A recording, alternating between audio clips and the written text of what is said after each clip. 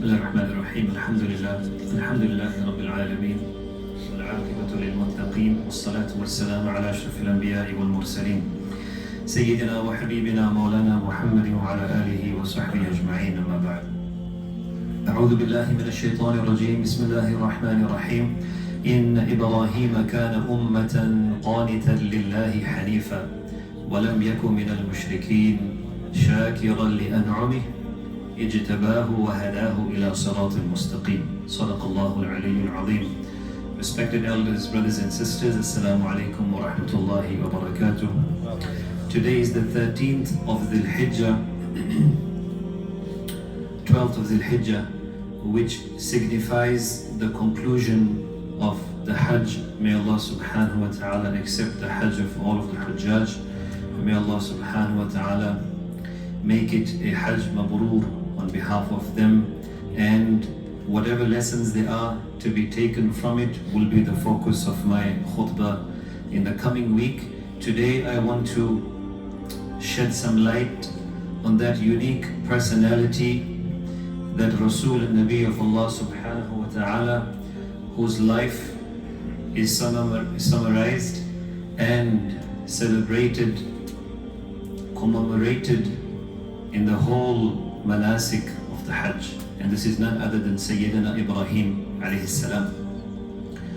The whole valley of Mecca, Wadin Ghayri Dhi Zar'in, the uncultivated land, when he first went over there, that whole area, the Masjidul Haram, the Ka'batullah, Maqam Ibrahim, Safa Marwa, the Sa'i over there, Zamzam. Then if you go towards Mina, and then the Jamarat where Iblis, Shaitan appeared, pelted, Arafah, Muzdalifah, everything over here is a summary of the life of Ebrahim alayhi salam. And Ebrahim alayhi salam, his life, which we remember in the days of Hajj, in the manasik and rituals of Hajj, and on the day of Eid al-Adha, his submission, when he was tested by sacrificing his son.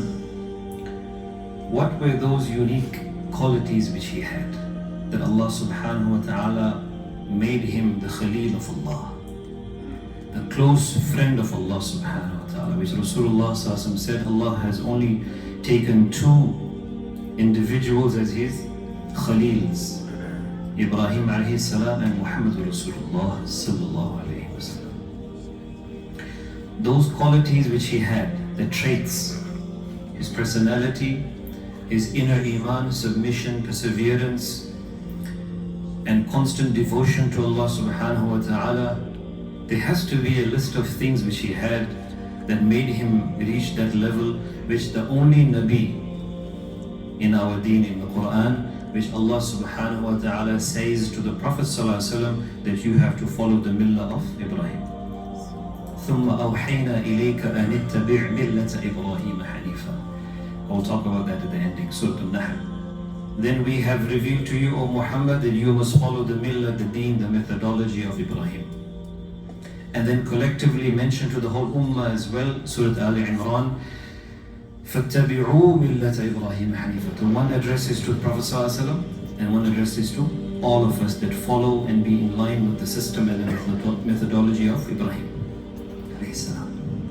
So Allah subhanahu wa ta'ala has listed those unique qualities of his in the whole Quran, and I'm going to shed some light on them so that we see that this occasion of Dhul Hijjah and these days of Hajj and the conclusion of them, why is it important for us to reflect on his seerah and to see how much connected are we with him, because remember Rasulullah sallallahu alaihi wasallam is an embodiment of Ibrahim alayhi salam.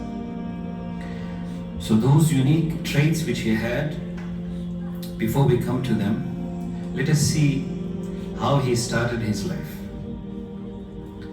So he's born and grows up in a society, in a community, in a family in which idolatry was the norm of the time. His father was actually the maker and seller of idols. So he grows up in that family and in that community and society at large, when Allah subhanahu wa ta'ala bestows upon him unique divine intuition and guidance towards the haqq and truth. This is much before he became officially the Nabi of Allah subhanahu wa ta'ala. So the first thing, he starts reflecting, thinking about the norms of the society, and he starts challenging the status quo. He wants people to start thinking out of the box, and that is the biggest threat to society, when you have people who start thinking freely, away from the chains of imposition of what they are told to do.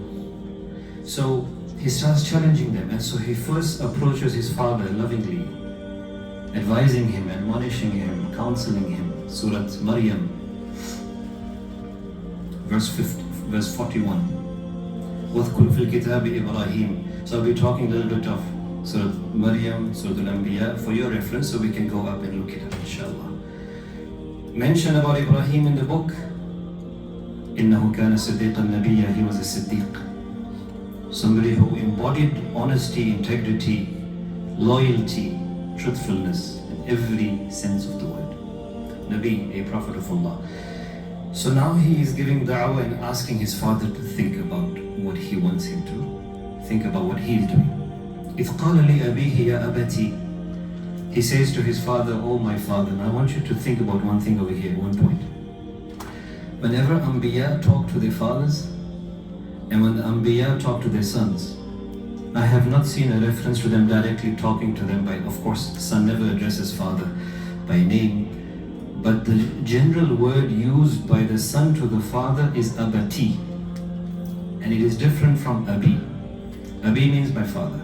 Abati, like Yusuf alayhi salam says to his father Yaqub alayhi salam, he sees the dream and he didn't say abi, he said abati, which means my most beloved father.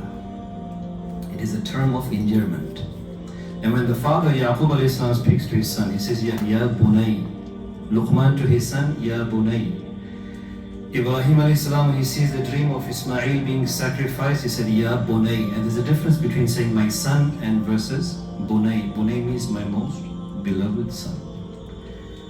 This teaches us that having a beloved, endearing title for our children and addressing them with that is a sunnah of the Anbiya.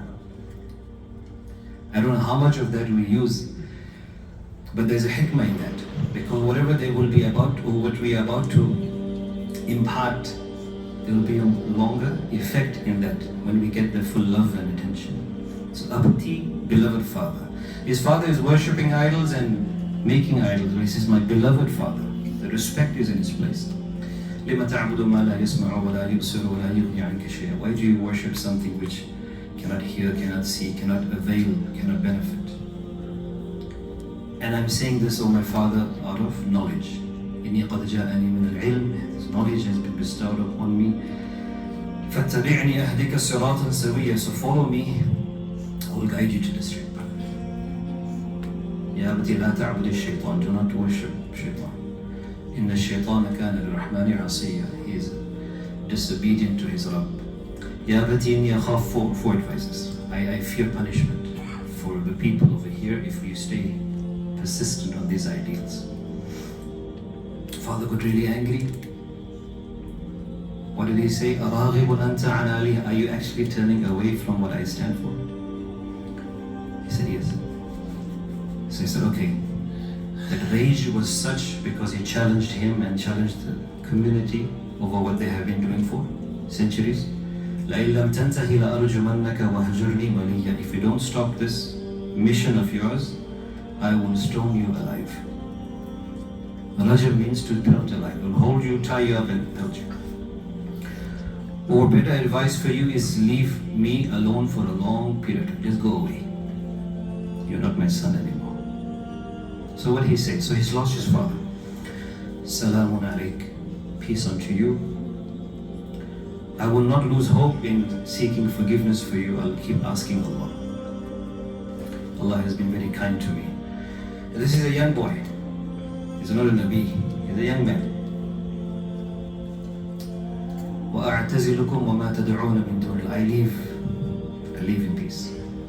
It's not safe for me and conducive for me to be here and worship freely. So I'll have to go as you have made it clear. I leave everything and I will keep asking Allah, because I have hope that my du'as will not be making me unfortunate. This is a portion of a discussion I've mentioned to you from Surah Maryam. So he says, let me focus on the people. So he goes and finds an opening. He tells the people that they also saw celestial bodies to have powers. The stars, the moon, the sun. So he makes them reflect. Surah Al-An'am, 7 Juz, verse 74 onwards. He said, maybe the star, that's my Rabb. No, it's gone. The moon, the sun. After all of this, he says, okay, inni wajjahtu wajhiya lilladhi fatara as-samawati wal arda hanifa. The dua which we recite when we sacrifice the animal. I turn my face, my life towards that Rabb, who has created the heavens and the earth and all of these celestial bodies. He gave them that da'wah, made them reflect and think. Then Surah Al-Anbiya, verse 51, challenging the status quo, and he said, okay, ما هذه التماثيل التي أنتم لها عاكفون? What are these statues that you are so devoted to? They didn't have an answer except one answer, the same answer which Rasulullah ﷺ got from his people. وَجَدْنَا آبَاءَنَا لَهَا عَابِدِينَ. Our forefathers have been doing this. We have not questioned them. We will not accept anybody to question it. This is the riwaj and the tradition which will remain, irrespective to what the Deen and the Quran says for us. He said, listen, لَقَدْ كُنْتُمْ أَنْتُمْ وَآبَاؤُكُمْ فِي ضَلَالٍ مُبِينٍ. You, your forefathers, with all due respect, everybody was in a clear error, mistake. أَجِئْتَنَا بِالْحَقِّ. Do you have the truth with you, O Ebrahim? أَمْ أَنْتَ مِنَ اللاعبين? Are you playing games with us? He said, no, بَلْ رَبُّكُمْ رَبُّ السَّمَاوَاتِ وَالْأَرْضِ. There's one man, one person standing and talking to the leaders, the elitists, his family, his father. Nobody else is on his side. But he showed us that if you believe that Allah is with you, then that suffices. وَمَن يَتَوَكَّلْ عَلَى اللَّهِ فَهُوَ حَسْبُهُ. The one who puts his trust in Allah, then Allah is sufficient for him. Even if the whole society, community, family is against this person's practices, as long as they're doing what's right. This is the food for thought for all of us. So he takes matters into his own hands. He takes an extreme route. He said, nothing is working and I have to leave, so I might as well do something impactful for them to reflect. He goes and he damages and breaks the idols. After that, the big hoo-ha took place. He's summoned, he's arrested, brought in front of the people, gives them da'wah over there as well. He knew that now it's death. He stood there and he didn't waver in his iman. Made them think about it. When they got really angry with him, persevering, what did they say? قَالُوا حَرِّقُوهُ. Burn this man. Forget about pelting. Burn him alive. وَانْصُرُوا آلِهَتَكُمْ. And help your gods. Help them. They are in need. They have been broken by this kind of individuals. You have to make an example out of him. Allah subhanahu wa ta'ala says, Ebrahim is standing in front of the fire of Namrud, and he has a smile on his face. Allah subhanahu wa ta'ala said, قُلْنَا يَا نَارُ كُونِي بَرْدًا وَسَلَامًا عَلَى إِبْرَاهِيمَ. We said to the fire, become cool, tranquil, and safe for Ibrahim. And he was in and nothing happened to him. And he kept making a dua. What was his dua? Another dua for us. حَسْبُنَا اللَّهُ وَنِعْمَ الْوَكِيلُ. Dua of Rasulullah sallallahu alaihi wasallam, dua of Sahaba, when in the Battle of Khandaq, when all of Quraysh, Abu Sufyan and his people had gathered with all of the tribes of Arabia at the time, and they were threatened that they all have gathered, they're going to annihilate you. And what did the Sahaba say? Hasbunallah. Rasulullah keeps saying, Hasbunallah. Sufficient is Allah for us and the best disposer of affairs. Wakil. Ibrahim al-Islam's dua. He comes out of it, and this is what Allama Iqbal has mentioned in his Jawab Shikwa. Aaj bhi ho agar Ibrahim ka iman paida, aag kar sakti hai andaze gulistan paida. If today, even if people had the level of iman and devotion, submission of Ibrahim, which we are lacking, he said, then the fires would also be creating gardens for us in difficult times. But the iman is not of that level. Hence we don't. a very difficult situation becomes more difficult. Why? Because we don't tackle it with the right approach, conviction, and so forth. So Ibrahim alayhi salam's life, he comes out of it, nobody on his side. Allah subhanahu wa ta'ala grants him one believer. And this was his nephew, Lut alayhi salam.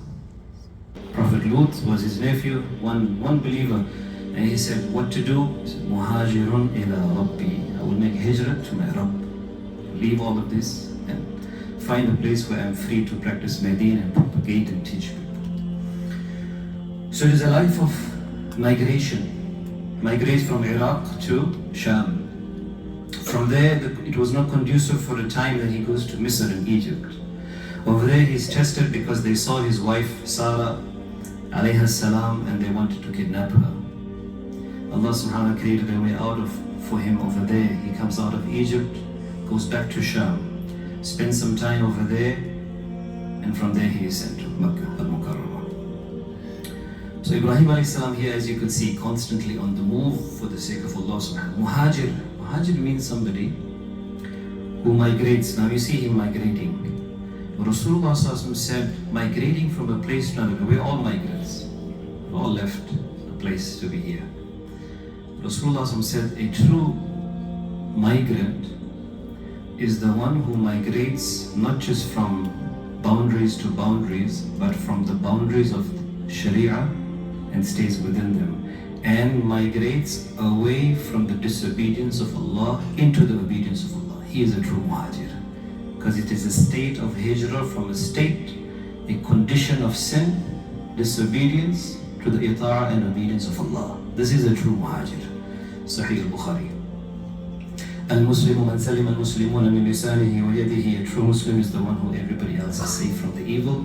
Wal-muhajiru man hajara ma nahallahu anhu. The true muhajir, migrant, is the one who distances themselves and they move away from a state of Allah's isyan, Allah's disobedience, and coming to ita'ah. He said, this is a muhajir. This is what Ibrahim alayhi salam, he showed it ethically, spiritually, in his iman, and then also physically, because then he was pushed to leave because of those beliefs of his. So far we have an idea of his life. In Surah An-Nahl, verse 120, Allah subhanahu wa ta'ala mentions a few names, titles of Ibrahim, which we have to try to be. Inna Ibrahim kana ummatan qanitan lillah hanifan wa lam yakun minal mushrikeen. Ibrahim was, Allah calls him an ummah. So one meaning of this is he was like how we have nations who come and live. He was a nation in himself. The work he done, the mission that he had lived his life with. Another meaning of ummah is al-imam al-jami' li khisal al-khayr. That leader who is an embodiment of all good habits and traits that everybody can easily emulate. That is ummatan. So Allah calls him that. Are we those same individuals who have qualities and traits of our iman and faith, which our children, our families, our communities can look at and adhere to? Food for thought. Qanitan lillah, obedient devoutly to Allah. Somebody who constantly was a life of obedience. Whatever was required, done it instantly in the best way. So this is qanitan, qunut.